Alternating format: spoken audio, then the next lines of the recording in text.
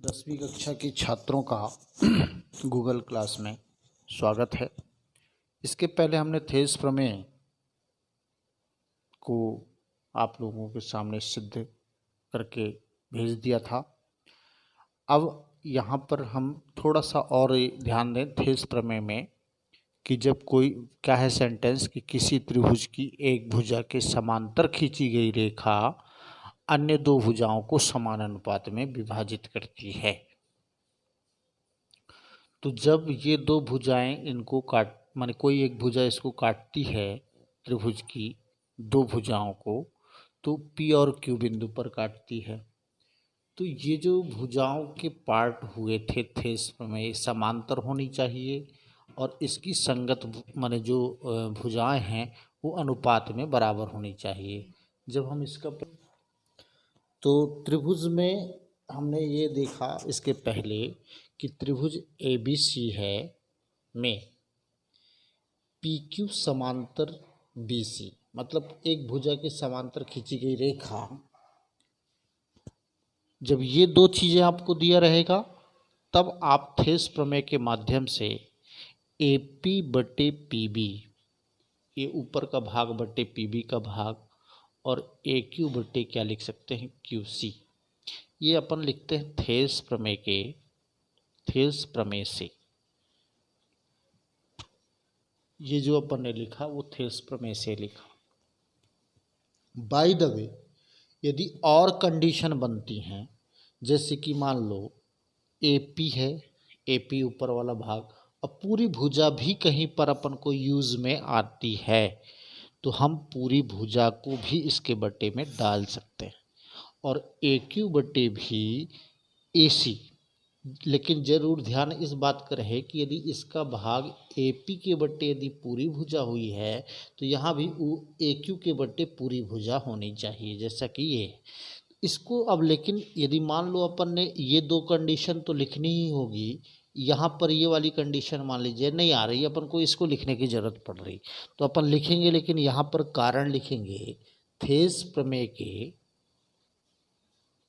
उप प्रमेय से ये लिखा जाएगा इसमें। इसकी जगह में जब ये माने जो एग्जैक्टली प्रमेय थेस प्रमेय में ऊपर का भाग बटे नीचे का भाग, ऊपर का भाग बटे नीचे का भाग, यदि ये कंडीशन में नहीं बिलोंग कर रहा, हमको ऐसी कंडीशन बनाने की आवश्यकता पड़ रही है, तो हम इतनी चीज़ लिख के फिर आप ये लिखिए, लेकिन वहाँ पर ये लिखना होगा कि थेस प्रमेय के उप प्रमेय से। तो कोई भी कंडीशन जैसा इस तरफ का रहे वैसा उस तरफ का यूज कर सकते हो, ऊपर नीचे कोई भी हो सकता है। यदि अपन PB बटे AP भी लिखे, QC बटे AC AQ भी लिखे, उल्टा पुल्टा सब चल जाएगा, लेकिन लिखना उसका कारण होगा थेस प्रमेय के उप प्रमेय से। कोई भी कंडीशन जैसे इस तरफ रहे वैसे उस तरफ भी रहे तो ये आपका थेस प्रमेय का उप प्रमेय लिखा जा सकता है। अब उसके विलोम की बात कर रहे हैं। विलोम प्रमेय क्या है कि किसी त्रिभुज की दो भुजाओं को समान अनुपात में विभाजित करने वाली रेखा तीसरी भुजा के समांतर होती है।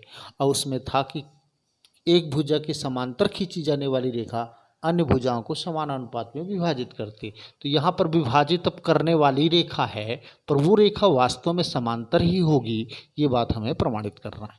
तो आप एक चित्र बनाएं। यहाँ पर त्रिभुज कहने का मतलब एक त्रिभुज बनाया जाए, और त्रिभुज बनाने के बाद ABC एक त्रिभुज, और इसमें एक ऐसी भुजा खींची जा रही है जो समांतर तो नहीं कहेंगे, परंतु खींचना समांतर ही है, पर इसको समांतर मानेंगे नहीं, और ये समान अनुपात में विभाजित कर रही है। तो यहाँ पे लिखेंगे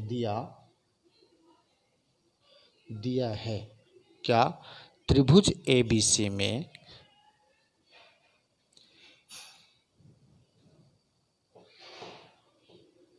क्या है AP बटे PB ये समान अनुपात में विभाजित करती है, तो AQ बटे क्या लिख देंगे QC, ये हमको पता है। तो सिद्ध ये करना है। एक चीज और भी यहाँ पे लिख सकते हैं, मैं PQ, एक मिनट थोड़ा सा, यहाँ में पी क्यू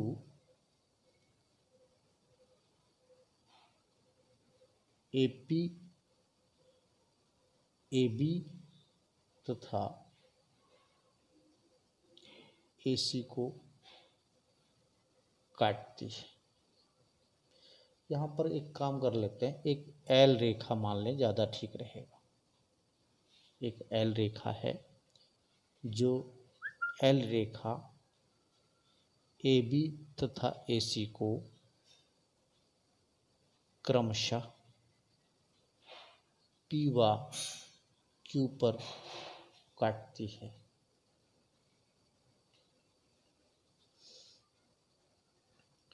जहाँ ए पी बटे पी बी है और ए क्यू बटे क्यू सी है। जहाँ तो सिद्ध करना में अपन को लिखना होगा कि जो एल रेखा है वो समांतर किसके है, बी सी के। सिद्ध करना है। देखिए, विलोम प्रमेय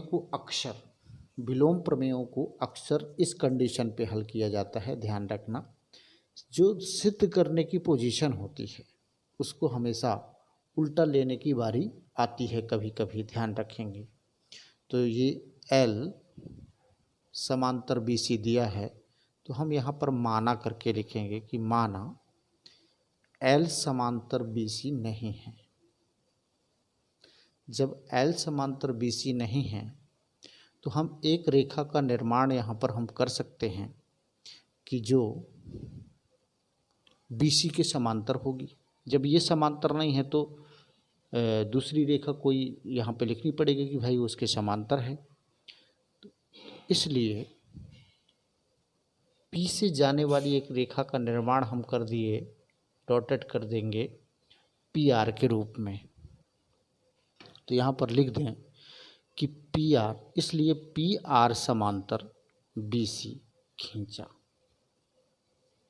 ये मान ली खींच लिए पी आर समांतर बी सी। खींचे टेढ़ी हैं लेकिन उसी को समांतर मान रहे हैं अपन, ठीक है। अब आप त्रिभुज लीजिए ए बी सी में, आपको पता चल गया कि पी आर समांतर बी सी है। जब पी आर समांतर बी सी है तो आप यहाँ पर एक काम करिए। क्या, यहाँ पर आपको अभी मैं बताया था कि थेस प्रमेय का क्रियान्वयन कैसे करना है। तो ये त्रिभुज ए बी सी लिखा गया, ये आपकी समांतर रेखा लिखा गई। अब आप इसके अनुपात करके बराबर लिख सकते हो। यहाँ पर एम्प्लाइज का चिन्ह लगा लें और ए पी बटे आप पी बी लिखोगे।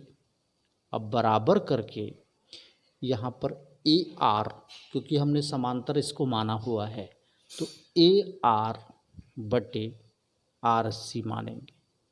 ये आपका थेल्स प्रमेय से हो गया, थेल्स प्रमेय से, क्योंकि थेल्स प्रमेय यही कहता है कि त्रिभुज में कोई रेखा समांतर हो तो समानानुपात में विभाजित होती है। तो ये आपका समीकरण नंबर फर्स्ट हो गया। आगे की बातों को देखें।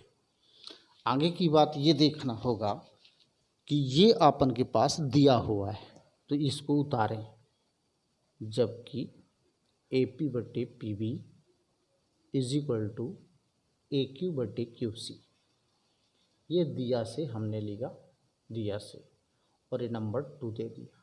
अब इन दोनों को देखने के बाद ये समझ में आ रहा है कि यहाँ पर ए पी लिखा हुआ है, ए पी बटे पी बी, और इसमें भी लिखा है ए पी बटे पी बी। तो ये जब दोनों में हैं तो ये दोनों चीज़ आपस में बराबर होगा। लिखेंगे 1 व 2 से, 1 व 2 से हम लिखेंगे भाई, क्या लिखेंगे कि ए आर बटे आर सी, ये वाला भाग ले लिए, और बराबर होगा किसके, ए क्यू बटे क्यू सी। इसलिए बराबर होगा क्योंकि ये ए पी बटे पी बी, ए पी बटे पी बी के दोनों चीज़ बराबर थे, इसलिए आपस में भी बराबर होंगे। तो ये हमने लिखा। अब देखिए, इनमें एक काम करना है, दोनों पक्षों में एक जोड़ना है। एक जोड़ने पर ये तो समीकरण की हालत होती है कि कोई भी चीज़ यदि मान लीजिए समीकरण के रूप में यदि जोड़ने घटाने की ज़रूरत पड़े तो घटा जोड़ सकते हैं। इसका फ़ायदा आपको समझ में बाद में आएगा कि क्या क्यों जोड़े। यहाँ पर एक जोड़ दिए, देखिए उसको हल करेंगे तो आपको इसका सलूशन समझ में आएगा कि क्यों जोड़ा जा रहा है। इसमें एलसीएम लेंगे तो आएगा RC और A R के साथ धन हो जाएगा RC, लघुत्तम में इधर गुणा करेगा भाई RC। यही बात यहाँ पर भी होगी, AQ धन QC हुआ और बट्टे में क्या हुआ QC हुआ। अब चित्र में देखें AR है कहाँ, AR और RC ध्यान रखना, AR और RC, AR और RC, AR और RC ये दोनों मिल के यदि AR के साथ जुड़ रहा है RC तो वो पूरी एक AC लाइन का निर्माण कर दे रहा है। तो यहाँ पर AC बटे लिख देंगे RC, इसके बदले AC लिख सकते हैं क्योंकि पूरी लाइन को बुला रहा है, मिलान कर रहा है जोड़ने के बाद। अब देखिए AQ के साथ QC भी जुड़ा हुआ है, AQ धन QC इस तरफ, AQ धन QC, तो यहाँ पर भी AC हो गया, ये भी मिल के दोनों और बटे में QC हो गया। AC दोनों ऊपर ऊपर होने के कारण इन दोनों को आप काट सकते हो और बचेगा क्या, RC बराबर QC, ये हो गया। अब आप देखिए कि RC और QC, RC और QC की लंबाई समान, यहाँ पर हम तो प्रमाणित कर रहे हैं कि आ गई बराबर, लेकिन ये बराबर है कि नहीं, हम देखने में तो समझ में आती है कि बराबर नहीं है। तो बराबर नहीं है तो हम यहाँ पे लिखेंगे यह संभव नहीं हो सकता, यह संभव नहीं है। यह तभी संभव होगा, यह तभी संभव होगा जब R बिंदु R व Q एक ही बिंदु हों, एक ही बिंदु हों। कहने का मतलब जहाँ पर Q है वो और R है वो जब एक ही हों, एक ही जगह हों, तभी तो ये दोनों बराबर हो सकते हैं कि RC भी बराबर हो जाए और QC, जब RQ के ऊपर रहेगा तभी, है ना। इसलिए यहाँ पर लिख सकते हैं कि अच्छा एक ही बिंदु हों, या करके आप ये बताइए, या PR L रेखा के, PR L रेखा के संपाती हो, संपाती, संपाती का मतलब उसी के ऊपर हो, PR जो हो वो किसके बराबर हो, किसके, L के संपाती में L के ऊपर ही हो, ये बात हो गई। अतः हमारा जो मानना था गलत हुआ भाई। PR जब L के संपाती होगा तब ये चीज़ बराबर होगा, और जब L के संपाती होगा तभी संभव है ऐसा। तो हमारा मानना ये था कि भाई L समांतर नहीं है, नहीं तो PR समांतर मान के चले थे, लेकिन L के जब संपाती होगा तभी चीज़ संभव होगा, अर्थात जब PR समांतर है तो L भी समांतर ही होगा। तो अतः हमारा मानना गलत, और यहाँ पर बताएंगे कि L समांतर क्या होगा, BC, इसलिए L समांतर BC होगा। तो ये हुई थेस प्रमेय का विलोम सॉल्व। इसके बाद इस प्रमेय को हल करने के बाद अब हम इसके अभ्यास प्रश्नावली में जाएंगे, तो उनके सवालों को इन्हीं दोनों प्रमेयों की सहायता से कुछ सवाल सॉल्व किया जाएगा, वो आपको शेष वीडियो पर होगा। धन्यवाद।